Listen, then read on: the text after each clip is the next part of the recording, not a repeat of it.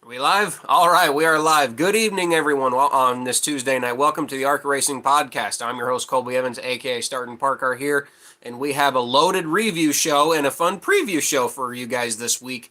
We are reviewing the doubleheader ARCA weekend with the main series and the West Division running separate races. And then we are previewing this weekend's race at Elko, which I will be at, and I'm excited to talk about that a little bit later on in this podcast. The point standings are definitely heating up. We are finding out who the championship contenders really are now for both the West Series and the main division, as we've now really been able to get some races going on throughout this season. And so we're going to go through my little intro. We go through the beginning of every single podcast, and we will jump right into our first review. So you guys know the drill as always. Follow me on social media at Startin' Parker on Twitter for all news, notes, and lies and not lies, so I don't know why I said that, and stuff that you guys, for some reason, seem to enjoy. We're getting close to 7,000 followers, so if you guys like what I tweet and like what I put out, just give me a follow there. I'd love to get to 7,000. Once again, thank you guys. We recently passed over 2,500 subscribers a few weeks ago, so to get to 2,500 is a big accomplishment for me, especially when I never thought this YouTube channel would really amount to much. So again, I really appreciate that continued support. The channel is open for super chats. If you'd like to send in a super chat, support the show financially, that would mean a lot. It would go straight to the vintage car program, which could definitely use some funding for that. And of course, check out the Racing Experts for all NASCAR meter related content, the official media platform of this podcast, as I'm a proud photographer for them. So we shall jump right into the Berlin-Kern County weekend. We'll start off with the Berlin race because the Berlin race happened first, and then later that night was Kern County for West.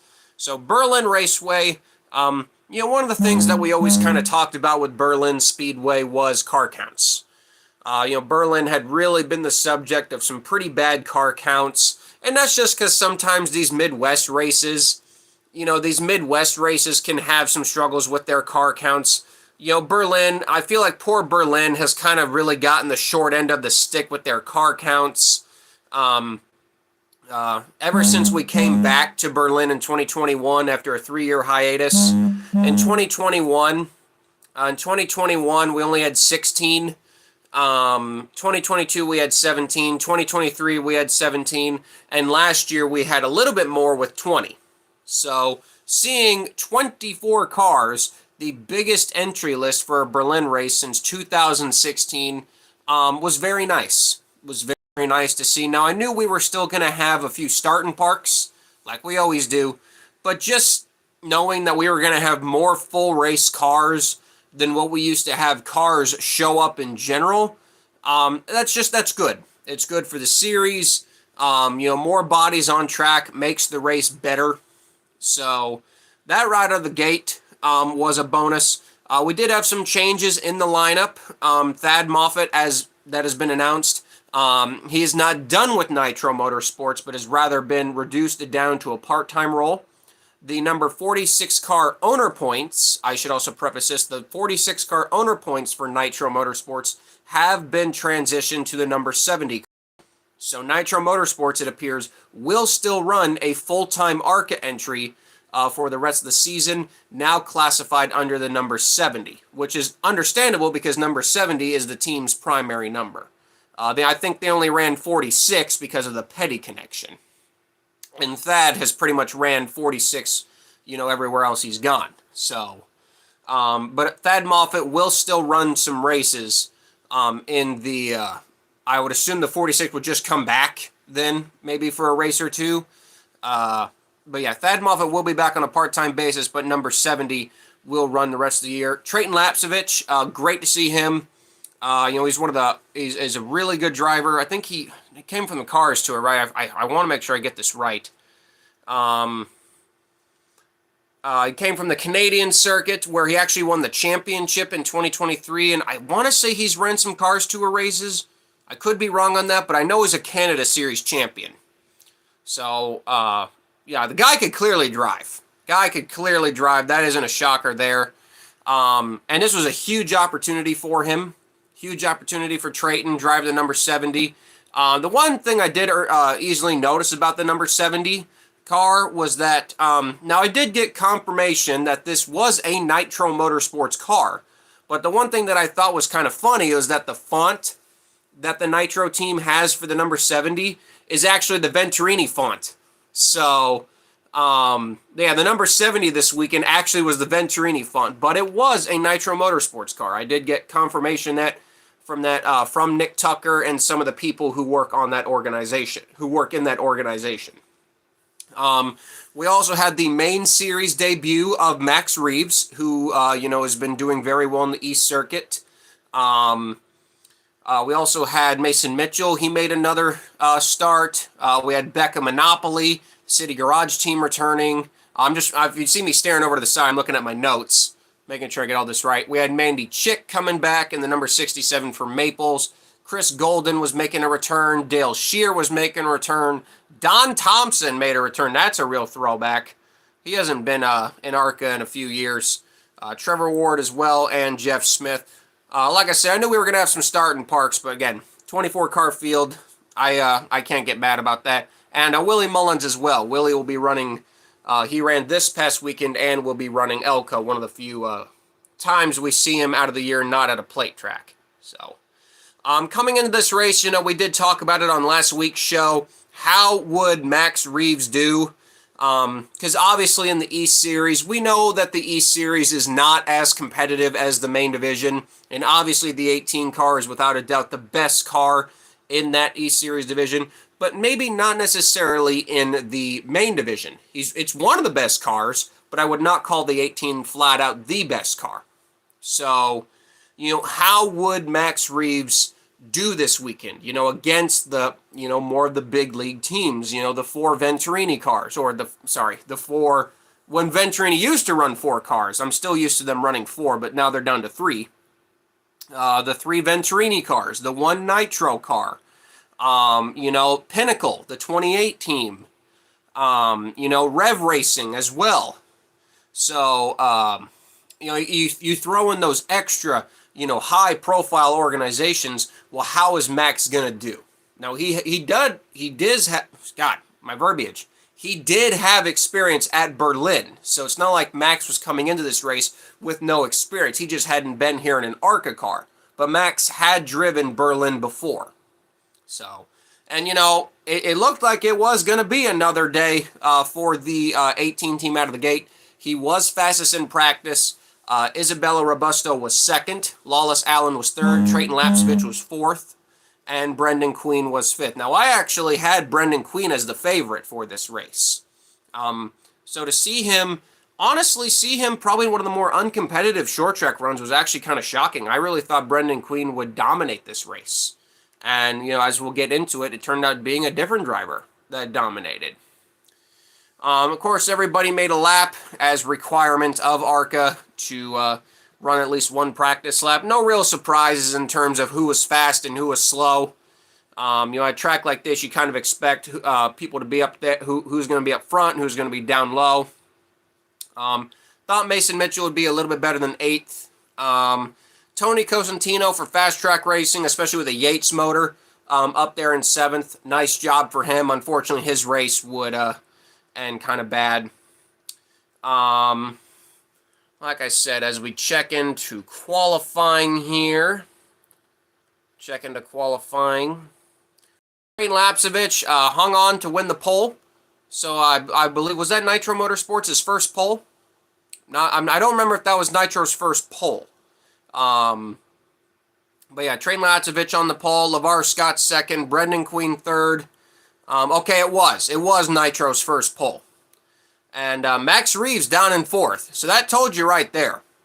In terms of fastest single laps, the 18 could be beat. But would the 18 get beat in terms of their long run speed? That's what I was going to be really curious about, because I always feel like that's where the 18 really shines, is their long run setup. And like I said, everyone else is kind of pretty much where you would expect them to be, from the fast cars to the mid-pack cars and then to the slower cars. Before we get into this race, I do want to talk about something, and it's something I've really been, hoping we can change in the ARCA Menards and I really do think it would benefit the series a lot, is adopting the West Series style. And what I mean by that is this track is not even a quarter mile. I believe it's a 0.438 mile track. The race is only 88 miles long.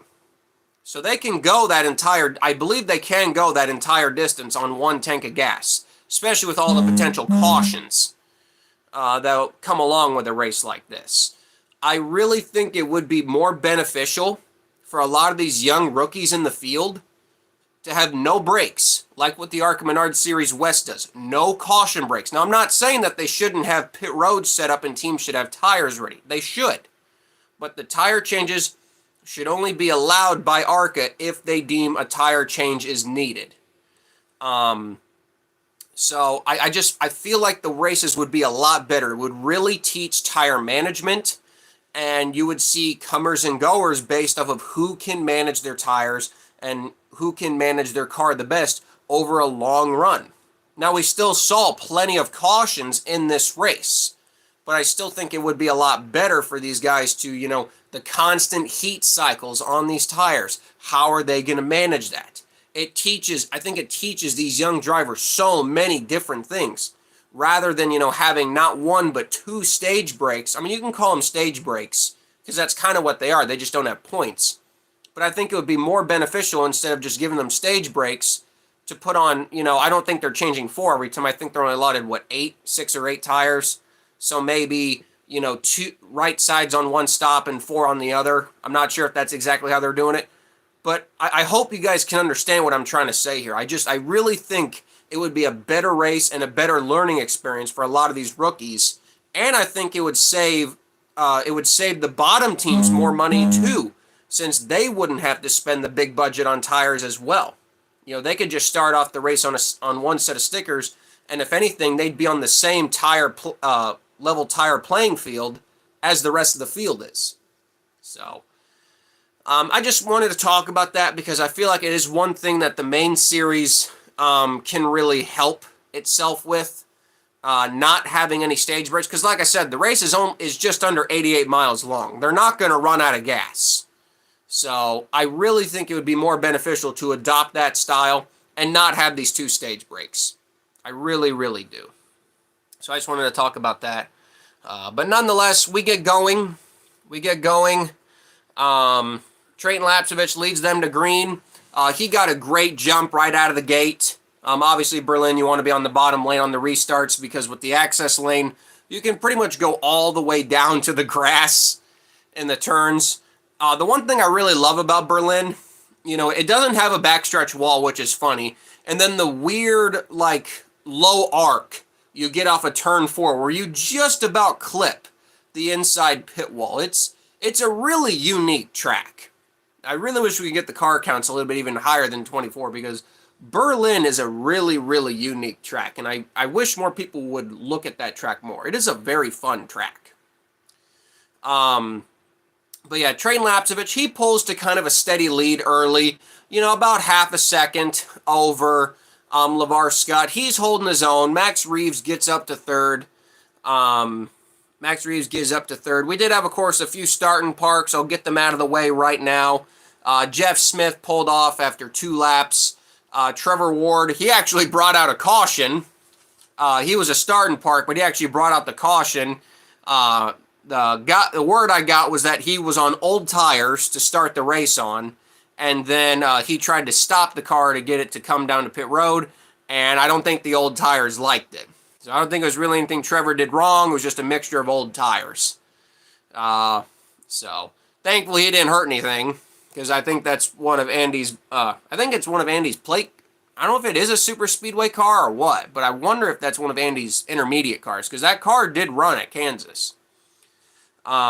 He was done. Michael Clayton, he was running a backup car for City Garage. Looked to be an old Kimmel car, because it was a red car with a red chassis. So I can only think that that's a Kimmel car. I don't know where else they would have gotten that from. I just wonder if this was more of an R&D test session run, just to get some laps on their new car, dial it in a little bit. which, is never a bad idea. Not a bad idea at all.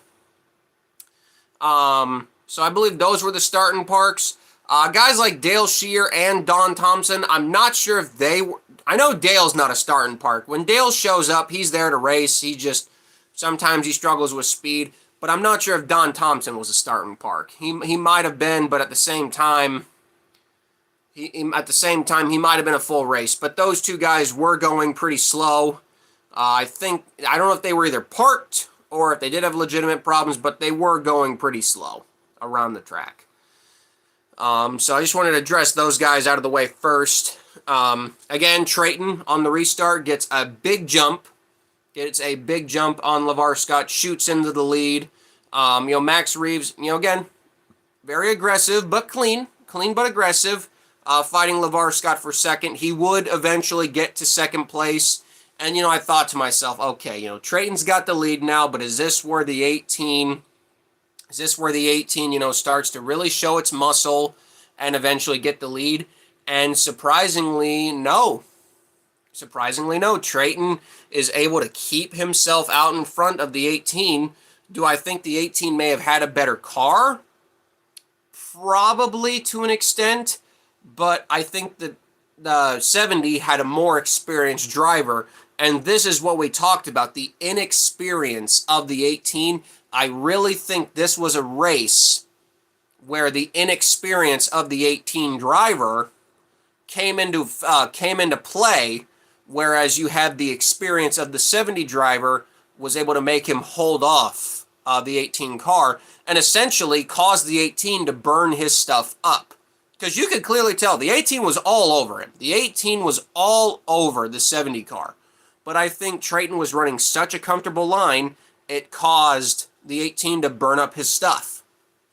And that's where Trayton's still so young, but he's been around for a while now. He's been around for a few years, in different types of divisions. It feels weird saying that because the guy is not that old. Trayton Lapsevich is, he's only,